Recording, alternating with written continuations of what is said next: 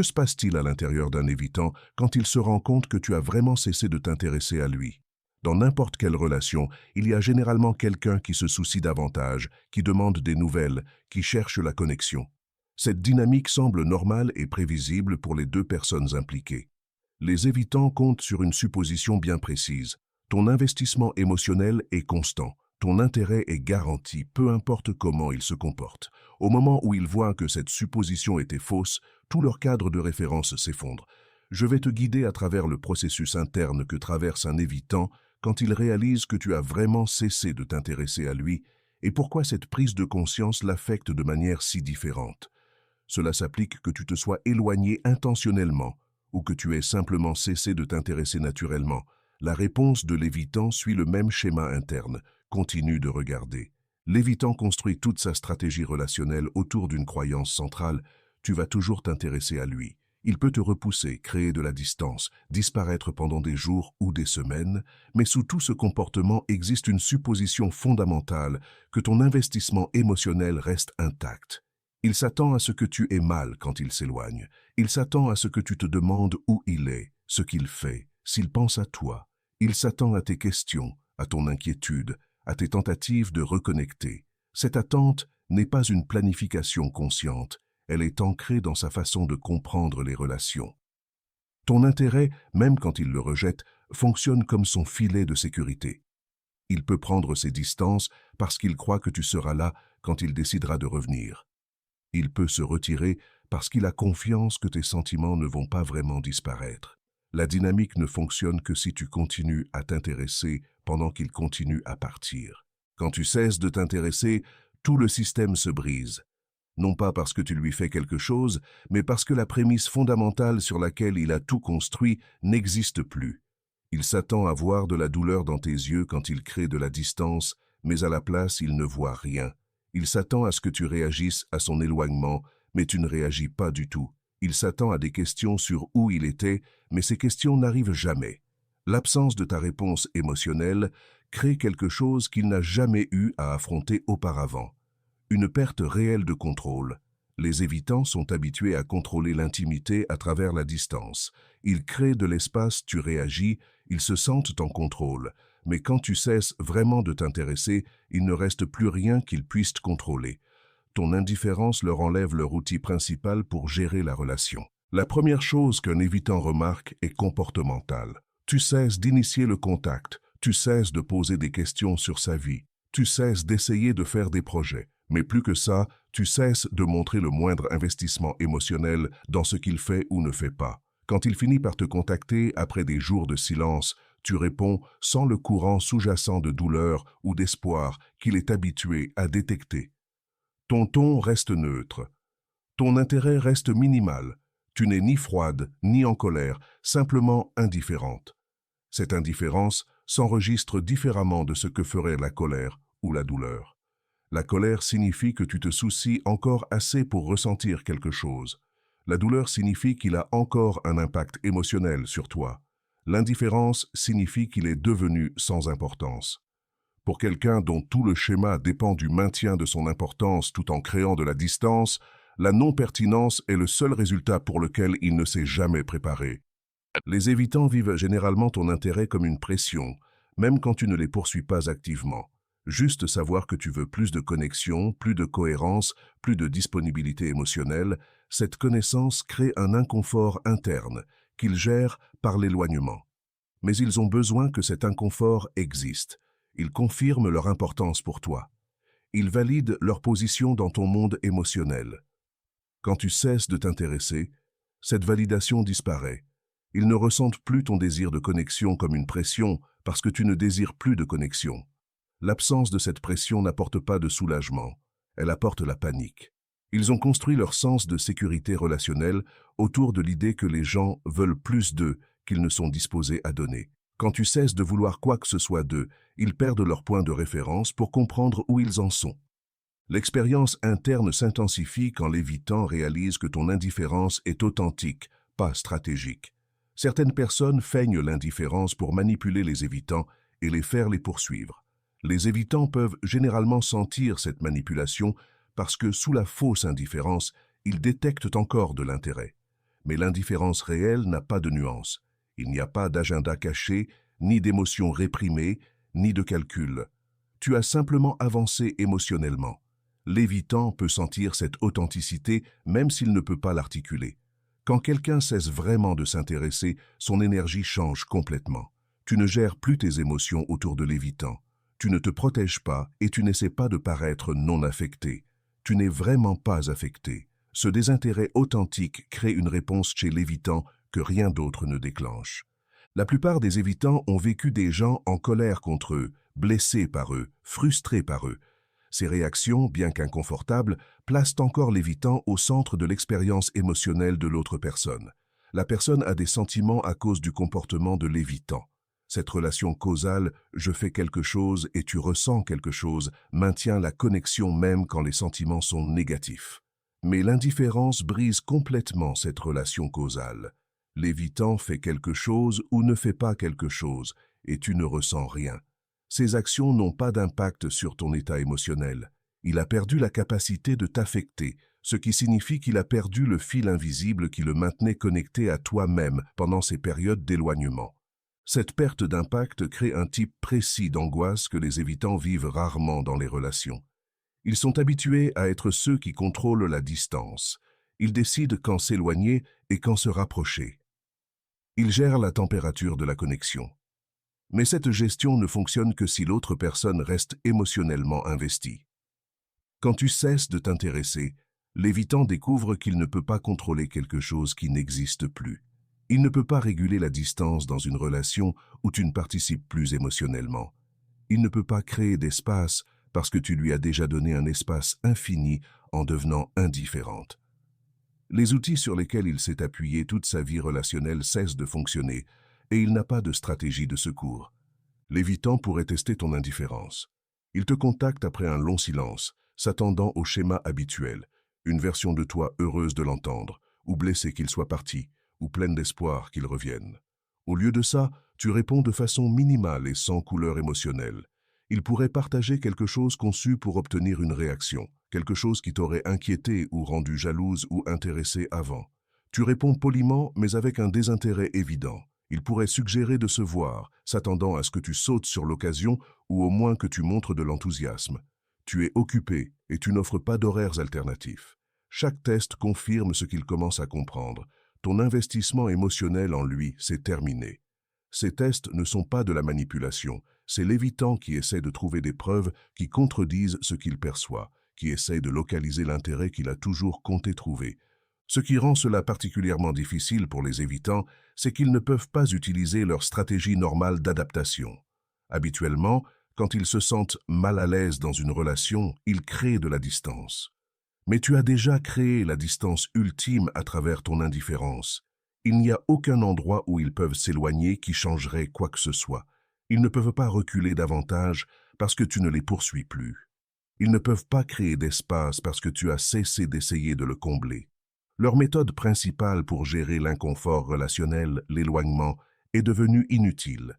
Ils sont coincés à ressentir quelque chose dont ils ne peuvent pas s'échapper par leurs moyens habituels. L'impact émotionnel inclut souvent un type précis de regret que les évitants ne vivent généralement pas. Ils sont habitués à quitter des relations ou à repousser les gens et à ressentir du soulagement, peut-être un peu de culpabilité, mais principalement du soulagement. La pression est partie, les attentes ont disparu, ils peuvent respirer à nouveau. Mais quand quelqu'un cesse de s'intéresser alors que l'évitant est encore techniquement dans sa vie, il n'y a pas de soulagement. Au lieu de ça, il y a une conscience grandissante qu'ils ont perdu quelque chose qu'ils ne savaient pas qu'ils valorisaient. Ils tenaient ton intérêt pour acquis comme quelque chose de permanent, quelque chose qui serait toujours là peu importe comment ils le traitaient. Découvrir que ton intérêt était conditionnel, non pas à leur bon comportement, mais à ta volonté continue d'investir dans quelqu'un d'indisponible, crée un type de perte pour lequel ils ne sont pas équipés. Les évitants ont souvent des désirs contradictoires. Ils veulent que tu t'intéresses, mais ils ne veulent pas ressentir la pression de ton intérêt. Ils veulent être importants pour toi, mais ils ne veulent pas être responsables d'être importants pour toi. Ils veulent de la connexion, mais ils veulent contrôler chaque aspect de cette connexion. Quand tu cesses vraiment de t'intéresser, ces contradictions deviennent visibles. L'évitant voulait que tu t'intéresses, et maintenant tu ne t'intéresses plus. Il voulait être important, et maintenant il est sans importance. Il voulait de la connexion à ses conditions, et maintenant il n'y a plus de connexion du tout. La contradiction s'effondre dans une réalité qu'il a créée mais qu'il ne voulait pas vraiment. Ton indifférence enlève aussi à l'évitant sa capacité de se voir comme celui qui a le contrôle du destin de la relation.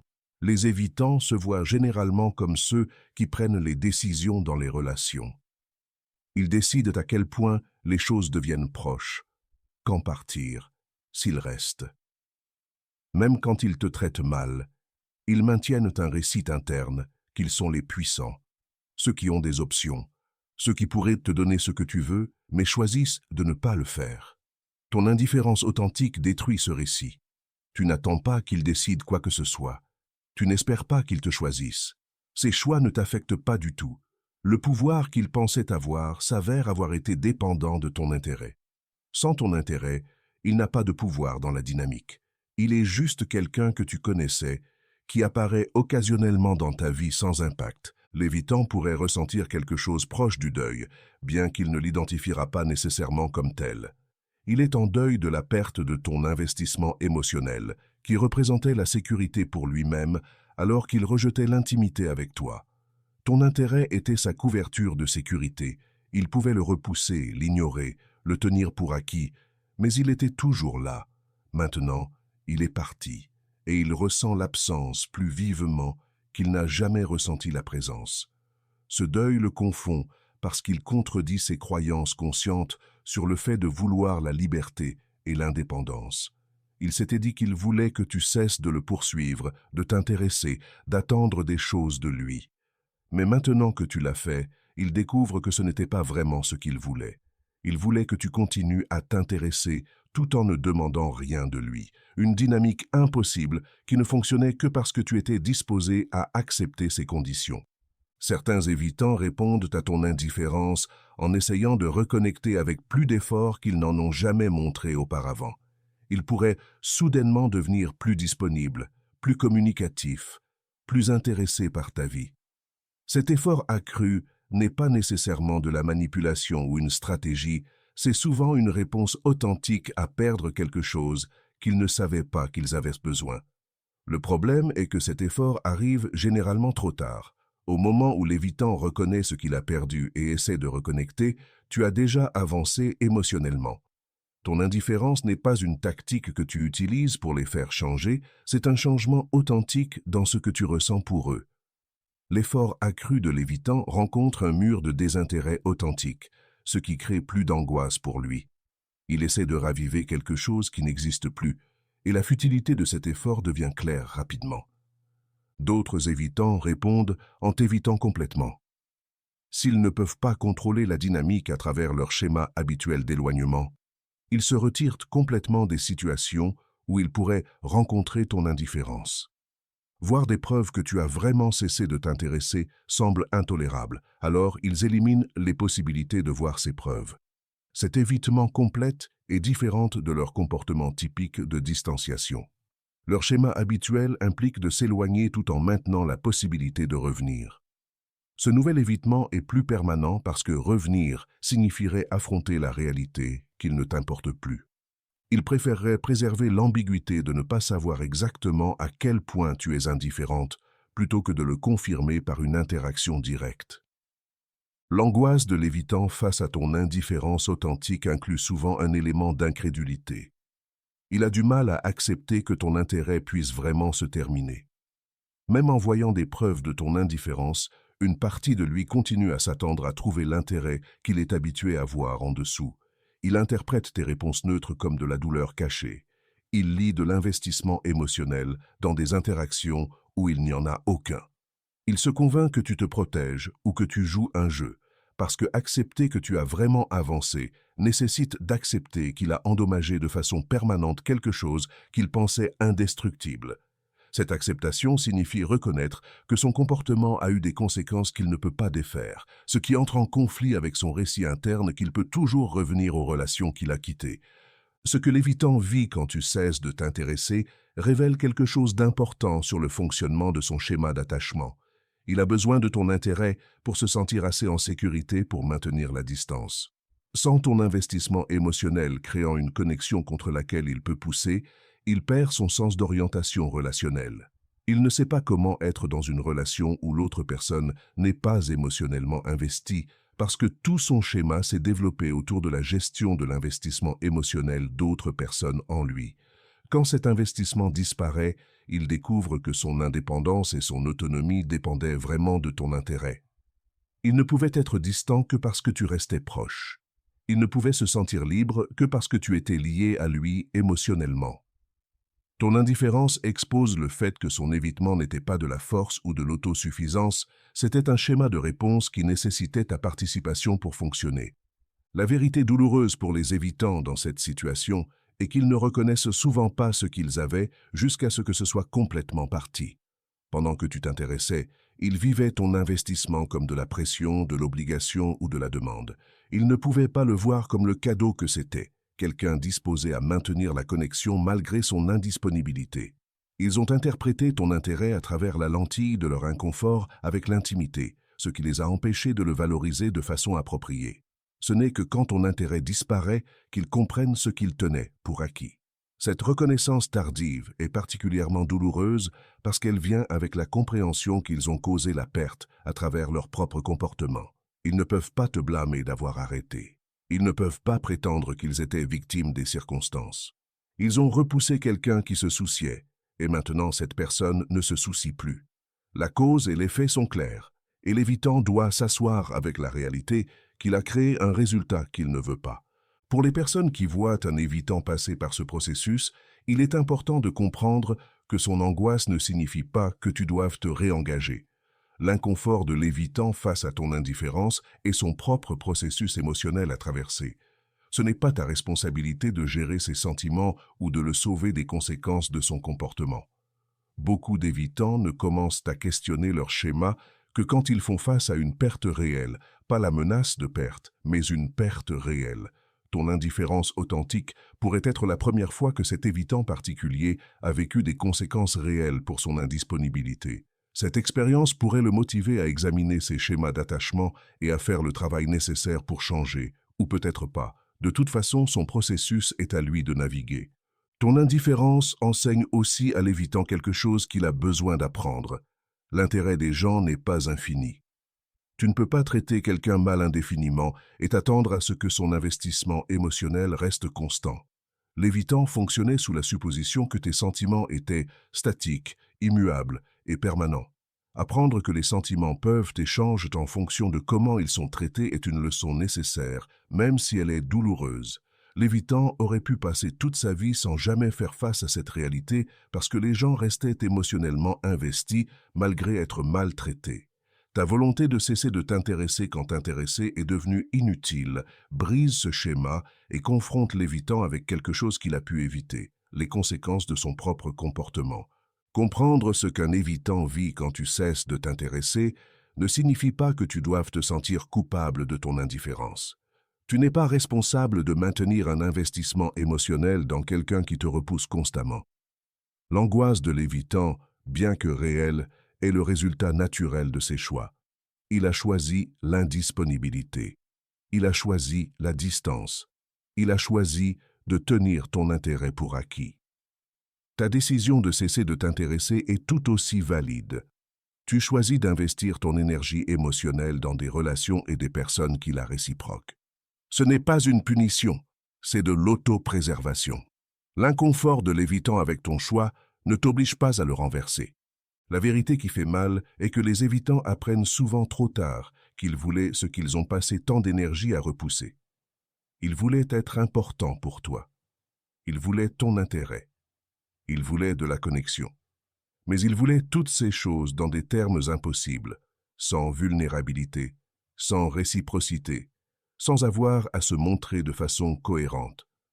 Quand tu cesses de fournir ces choses sans condition, l'évitant réalise que les conditions étaient vraiment ce qui rendait la connexion possible. Tes attentes, ton désir de réciprocité, ton besoin de cohérence, ce n'étaient pas des demandes déraisonnables. C'étaient les exigences de base d'une relation fonctionnelle. L'évitant a rejeté ses exigences et a perdu la relation en conséquence. Cette perte fait mal, et elle devrait faire mal. La douleur est de l'information. La douleur de l'évitant face à ton indifférence est une information lui disant que son schéma ne fonctionne pas, que repousser les gens a des coûts réels, que l'indisponibilité résulte finalement en être seul. Si tu vis le comportement changer d'un évitant après que tu aies cessé de t'intéresser, reconnais-le pour ce que c'est. Une réponse à la perte de contrôle, pas nécessairement un changement authentique dans sa capacité de connexion. Certains évitants utilisent effectivement ce type de perte comme motivation pour changer leur schéma d'attachement à travers la thérapie et le travail personnel, mais beaucoup veulent simplement restaurer la dynamique où tu t'intéresses et ils maintiennent la distance. Ils veulent ton investissement émotionnel de retour pour pouvoir se sentir assez en sécurité d'être indisponible à nouveau. Distinguer entre ces deux possibilités nécessite d'observer un changement comportemental soutenu dans le temps, pas juste un effort initial accru. Le vrai changement dans les schémas d'attachement prend des mois ou des années de travail cohérent. Quelques semaines d'attention accrue après que tu aies cessé de t'intéresser n'est pas une preuve de transformation, c'est une preuve de panique. Ton indifférence n'est pas de la cruauté. C'est le point final naturel d'une relation où une personne a constamment refusé de participer émotionnellement. L'évitant pourrait vivre ton indifférence comme un rejet, mais en réalité c'est juste le retrait de ta participation dans une dynamique unilatérale. Tu ne le rejettes pas, tu n'acceptes simplement plus des conditions inacceptables. La distinction importe parce qu'elle clarifie où se trouve la responsabilité. L'évitant a créé les conditions qui ont mené à ton indifférence à travers son indisponibilité répétée. Ton indifférence est la conséquence de son comportement, pas la cause de son angoisse. Il peut être contrarié par la conséquence, mais la solution n'est pas que tu recommences à t'intéresser malgré son indisponibilité. La solution est qu'il aborde le comportement qui a rendu le fait de t'intéresser inutile. Quand un évitant voit que tu ne t'intéresses vraiment plus, il confronte quelque chose que la plupart d'entre eux passent toute leur vie à éviter, l'impact réel de leur schéma d'attachement. Ils ne peuvent pas se cacher derrière des croyances qu'ils se protègent ou maintiennent l'indépendance quand quelqu'un qu'ils ont repoussé cesse complètement de s'intéresser. L'absence de ton intérêt rend visible ce que leur schéma crée vraiment. L'isolement déguisé en autonomie, la solitude défendue comme liberté. Cette visibilité est inconfortable et beaucoup d'évitants feront tout leur possible pour éviter de l'affronter directement. Ils se diront que tu ne t'es jamais vraiment intéressé en premier lieu. Ils minimiseront l'importance de la relation. Ils se concentreront sur tes défauts pour justifier pourquoi te perdre n'a pas d'importance. Ces réponses défensives les protègent de vivre le poids complet de ce qu'ils ont perdu, mais elles empêchent aussi le type d'auto-réflexion honnête qui pourrait mener au changement. L'aspect le plus douloureux d'un évitant qui voit ton indifférence pourrait être la perte de possibilités futures. Tant que tu t'intéressais, l'évitant pouvait maintenir un fantasme qu'il pouvait revenir à la relation quand il déciderait qu'il était prêt. Ton intérêt représentait une porte ouverte par laquelle il pouvait passer à tout moment. Ton indifférence ferme cette porte de façon permanente. La relation n'est plus juste inactive, elle est terminée. L'évitant ne peut pas revenir parce qu'il n'y a rien à quoi revenir. Tu as avancé émotionnellement et ce mouvement est irréversible de façon que l'évitant n'a jamais anticipé. Il pensait qu'il contrôlait la chronologie de la relation. Il pensait qu'il pouvait prendre tout le temps dont il avait besoin et tu serais toujours là à attendre. Découvrir que tu n'attendras pas indéfiniment, que tu as tes propres limites et frontières, le force à reconnaître qu'il n'a jamais eu autant de contrôle qu'il le croyait. Comprendre ce qui se passe à l'intérieur d'un évitant quand il voit que tu ne t'intéresses plus te donne de la clarté sur ta propre décision. Ton indifférence n'est pas une stratégie pour le faire changer. Ce n'est pas un outil pour le faire revenir. C'est un changement émotionnel authentique qui s'est produit parce que maintenir un investissement dans quelqu'un d'indisponible est devenu insoutenable. La réponse de l'évitant à ce changement, que ce soit la panique, l'effort accru, l'évitement complet ou la minimisation défensive, est de l'information sur lui, pas sur toi. Son angoisse ne signifie pas que tu as pris la mauvaise décision. Cela signifie qu'il vit les conséquences naturelles de son comportement, ce qui est exactement ce qui doit se passer pour toute possibilité de croissance ou de changement. Si tu es quelqu'un qui a cessé de s'intéresser à un évitant et que tu regardes sa réponse, rappelle-toi que son inconfort sert un but. Il a besoin de ressentir l'impact de son schéma. Il a besoin de comprendre que repousser les gens résulte en ce que les gens partent vraiment. Il a besoin de reconnaître que l'intérêt n'est pas infini et inconditionnel, il nécessite de la réciprocité et de la cohérence pour survivre. Ton indifférence lui enseigne ces leçons plus efficacement que ton intérêt continu n'aurait jamais pu. Quand tu continuais à t'intéresser malgré son indisponibilité, tu renforçais par inadvertance sa croyance que son schéma fonctionnait. Ton indifférence brise ce renforcement et crée un espace pour que la réalité entre. S'il utilise cet espace pour examiner ses schémas ou pour se défendre davantage contre le changement, n'est pas quelque chose que tu peux contrôler.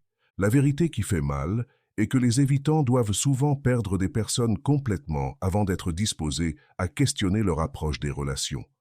Ton intérêt, peu importe à quel point il était patient ou inconditionnel, ne pouvait pas motiver ce questionnement parce qu'il leur permettait de maintenir leur schéma sans conséquence.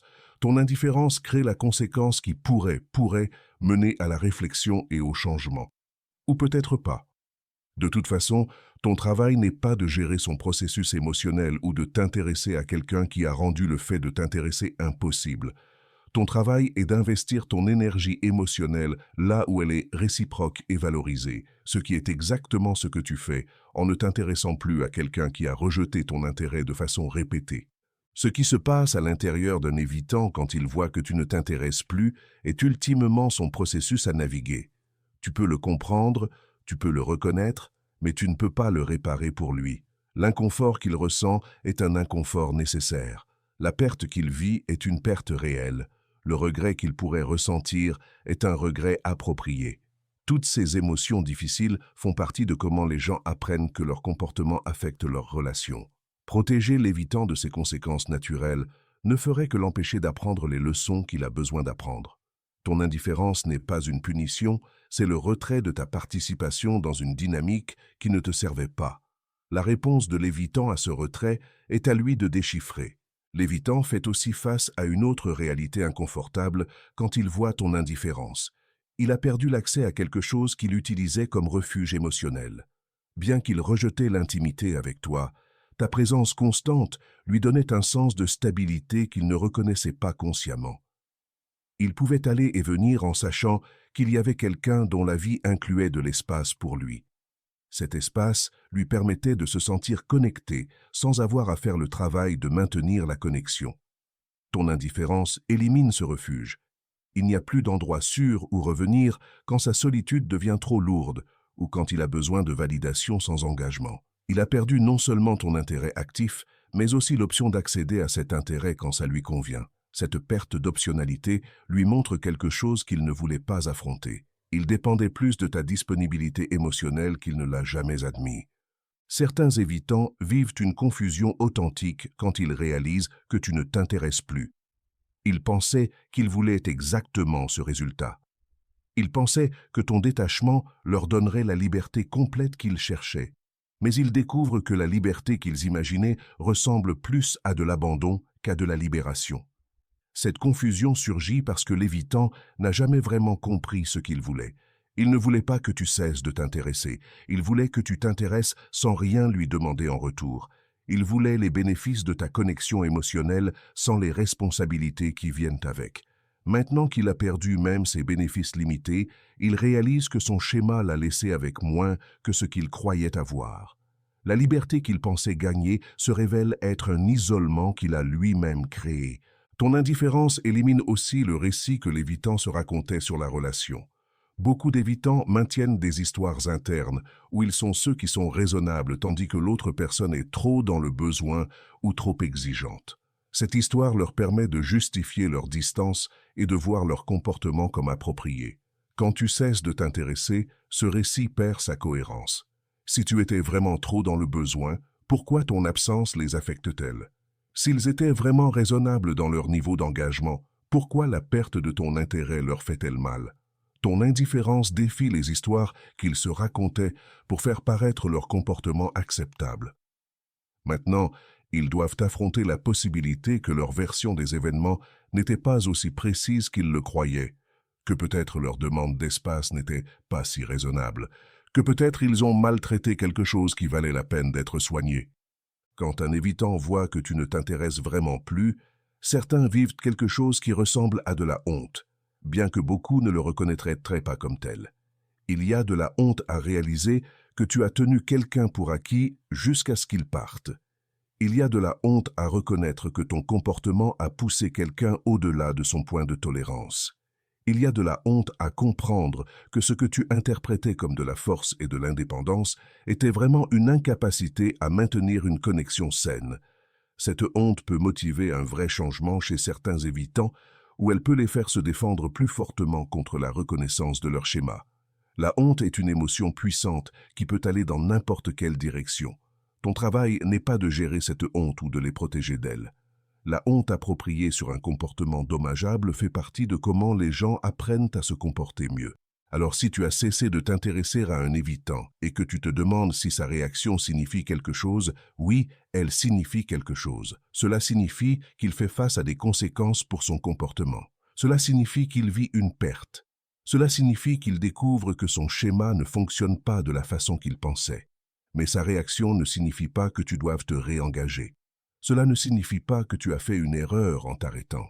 Cela ne signifie pas que tu lui dois une autre chance. Cela signifie juste qu'il apprend quelque chose qu'il avait besoin d'apprendre et cet apprentissage est douloureux. Laisse-le être douloureux. La douleur contient de l'information importante qu'il a évitée toute sa vie. Ton intérêt le protégeait de cette information. Ton indifférence la lui délivre. Cette livraison pourrait être la chose la plus précieuse que tu lui donnes, même si elle ressemble à enlever quelque chose. Si cela t'a été utile, laisse un commentaire en partageant ton expérience avec un évitant qui a remarqué que tu avais cessé de t'intéresser. Comment a-t-il répondu et comment l'as-tu géré? Et si cela a résonné en toi, mets un like et abonne-toi pour plus de contenu sur la compréhension des schémas d'attachement et des dynamiques relationnelles. Merci d'avoir regardé.